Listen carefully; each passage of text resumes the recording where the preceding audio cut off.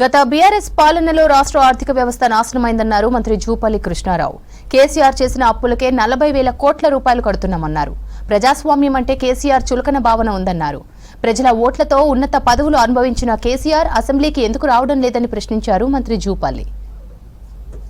అనుభవం ఉన్నటువంటి 80,000 పుస్తకాలు చదివిన మాజీ ముఖ్యమంత్రి కల్వకుంట్ల చంద్రశేఖర్ గారు మాట్లాడుతూ చీల్చి చెండాడతాం, బడ్జెట్ అంతా గ్యాస్ ట్రాష్ అని మాట్లాడారు. కేసీఆర్ గారు నిన్న మాట్లాడిన దానికి నేను ఒక్క మాటలు సమాధానం చెప్తా, ఇది నిజమా అబద్ధమో చెప్పాలా. 2022-23 సంవత్సరంలో 2,50,000 కోట్ల బడ్జెట్ పెట్టింది. ఖర్చు పెట్టింది ఆ సంవత్సరం కేవలం 2 లక్షల రూపాయలు. 50,000 కోట్ల రూపాయలు పెట్టలేకపోయినట్టు ఆదాయం లేదు, అన్ని అప్పులు రేగా కూడా. మరి ఆ అనుభవం అయిన తర్వాత మళ్ళీ 2023-24లో 2,90,000 కోట్లు బడ్జెట్ లో చూపించి ఖర్చు పెట్టింది 2,30,000 కోట్లు. అంటే మళ్ళీ బడ్జెట్ లో చూపించి కూడా 60,000 కోట్ల రూపాయలు ఖర్చు పెట్టలేకపోయారు. అంటే ఈ విధంగా మీరు బడ్జెట్ లో 1,000 కోట్ల రూపాయలు, లక్షల కోట్ల ఎక్కువ చూపించి బడ్జెట్ ఖర్చు పెట్టలేకపోయినా చూపించిందేమో మీది గ్యాస్ కాదు, ట్రాష్ కాదు. అంటే ప్రతి సంవత్సరం కూడా ఆదాయాన్ని మించి 50,000 కోట్ల రూపాయలు, 90,000 కోట్లు ఎక్స్ట్రా చూపిస్తున్నారు. అదేమో గ్యాస్ ట్రాష్ కాదు. ఈ రోజున